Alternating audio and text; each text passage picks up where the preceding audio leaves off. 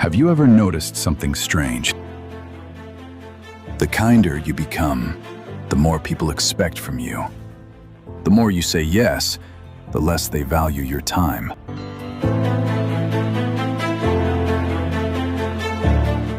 And one day, you wake up feeling exhausted, not because you have been working too hard, but because you have been living for everyone else. Nobody warns you about this, because society praises nice people. But what if being nice is slowly destroying your confidence, your peace, and even your identity? Today, we are uncovering the hidden cost of always being nice. And by the end of this video, you may never see kindness the same way again. From the time we're children, we're taught that being nice is always the right thing to do. Share your toys, don't argue, don't disappoint people, make everyone happy. At first, these lessons seem harmless, but over time, something dangerous begins to happen. Your worth becomes connected to other people's approval. You stop asking, "What do I want?" and start asking, "What will make everyone else happy?" Without realizing it, you've become addicted, not to kindness, but to validation. Every compliment becomes a reward. Every smile becomes proof that you're enough. Every thank you feels like oxygen. And when someone becomes disappointed in you, it feels unbearable. So you apologize. Even when you did nothing wrong, you over-explain, you sacrifice, you tolerate disrespect. Not because you are weak, but because your brain has learned something terrifying. If people stop liking me, I lose my value. Here's an uncomfortable truth. People appreciate kindness, but they respect boundaries. When someone knows you'll always say yes, your kindness stops looking like generosity. It starts looking like availability. Imagine lending money every single time someone asks. At first, they're grateful. Eventually, they expect it. The same thing happens with your time, your energy, your emotions. What was once a gift becomes an obligation. And the cruelest part? Many people won't even realize they're taking advantage of you, because you've trained them to believe your needs always come second. Every time you ignore your own limits, you silently teach others to ignore them too. Respect isn't lost in one big moment. It disappears one small compromise at a time. Psychologists call this people-pleasing. It isn't kindness. It's fear wearing the mask of kindness. Fear of rejection, fear of conflict, fear of disappointing others. Your nervous system starts treating disagreement like danger. So instead of protecting yourself, you protect everyone else's comfort, even when it hurts you. Ironically, the more you avoid conflict, the more resentment grows inside. You smile while silently wishing people would notice your sacrifice.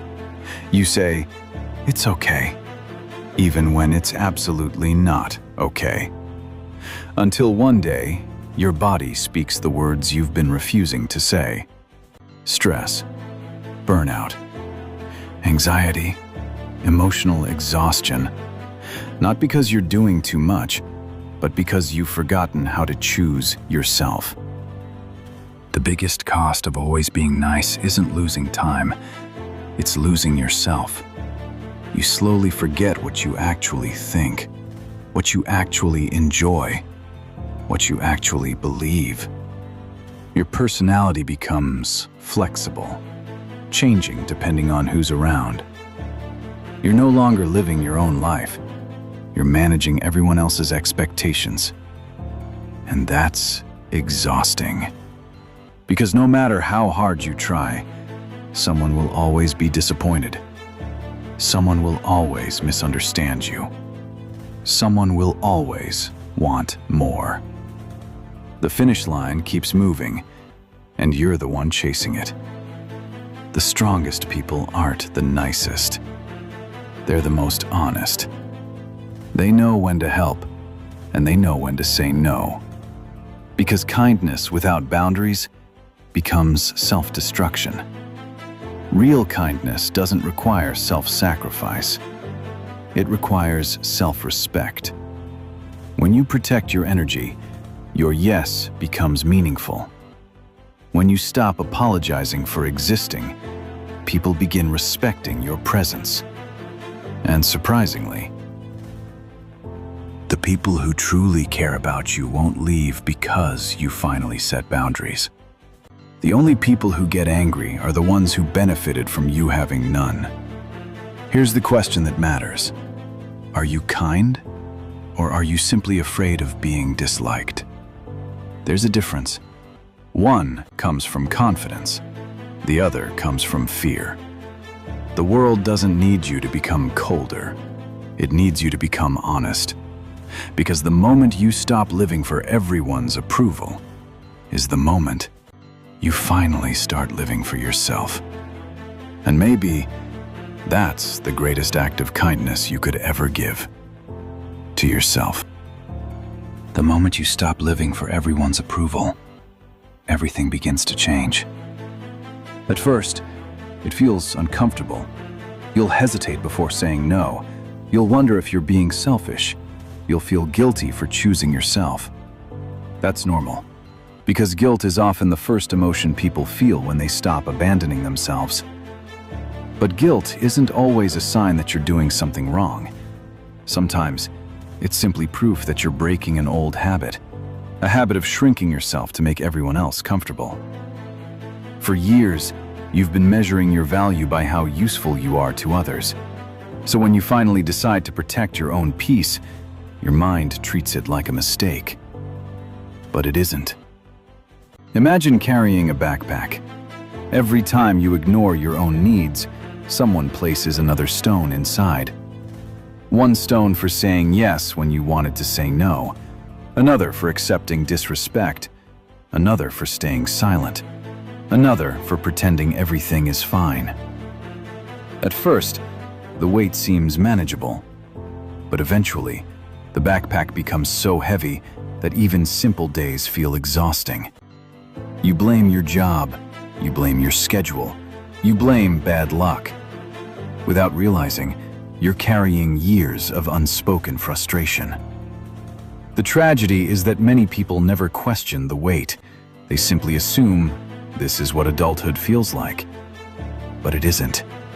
What you're feeling isn't life. It's accumulated self-neglect. Every ignored emotion, every broken boundary, every forced smile adds another stone. Until one day, you no longer recognize yourself. You become quieter, more anxious, more emotionally distant. Not because you've changed, but because you've spent so much energy being who everyone needed, that there's nothing left for who you really are. This is why people-pleasers often feel lonely, not because they're alone, but because nobody truly knows them. How could they? If you're constantly changing yourself to fit every room, which version of you is actually real? The truth is, connection built on pretending isn't connection at all. It's performance, and performances are exhausting. Real relationships begin the moment masks come off. The moment you admit, I can't do that. I don't agree. I need rest. I need space. I'm choosing something different. Some people won't like it, and that's okay. Because losing relationships that only survived through your self-sacrifice isn't really a loss. It's clarity. For the first time, people are meeting the real you. Not the version designed to avoid conflict. Not the version desperate to be accepted. Just you. And that's where freedom begins. Not when everyone approves of you, but when you no longer need them to. Because confidence isn't built by hearing yes from the world. It's built the first time you tell yourself, my needs matter too, and actually believe it. That's the moment your life quietly starts changing. Not overnight, not dramatically, but one decision at a time, one boundary, one honest conversation, one peaceful no. Until eventually, you look back and realize you didn't become less kind. You simply stopped being available for everything that was slowly destroying you. And that's not selfish. That's wisdom. And wisdom changes everything. Because once you understand that your energy is limited, you stop giving it away to everyone who asks. You become intentional. You begin asking questions you never asked before.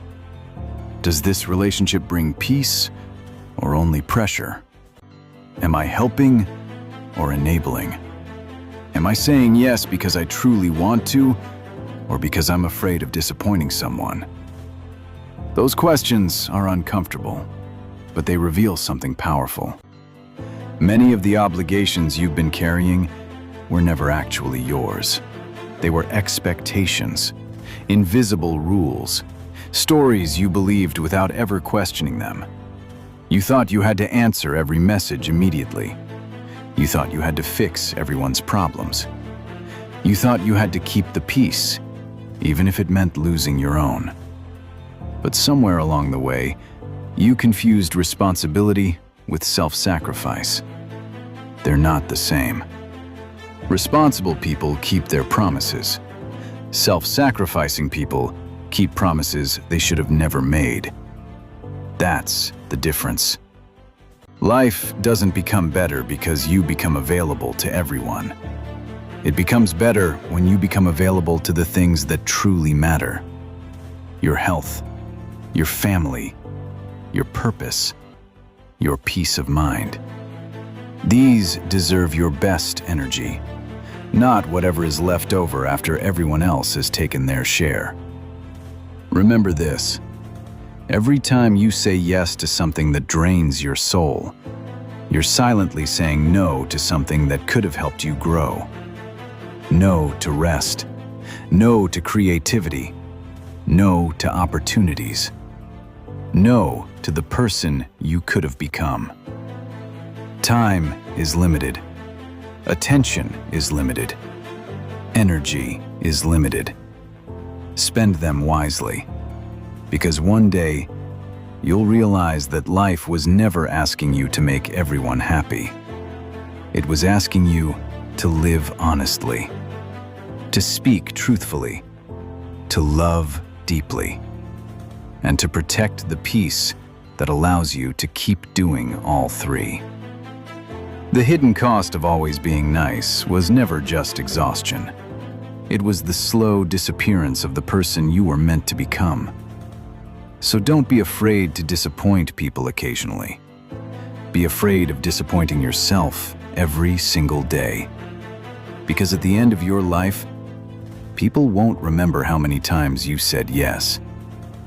But you'll remember how many dreams you abandoned, how many words you never spoke, and how many years you spent waiting for permission to finally become yourself.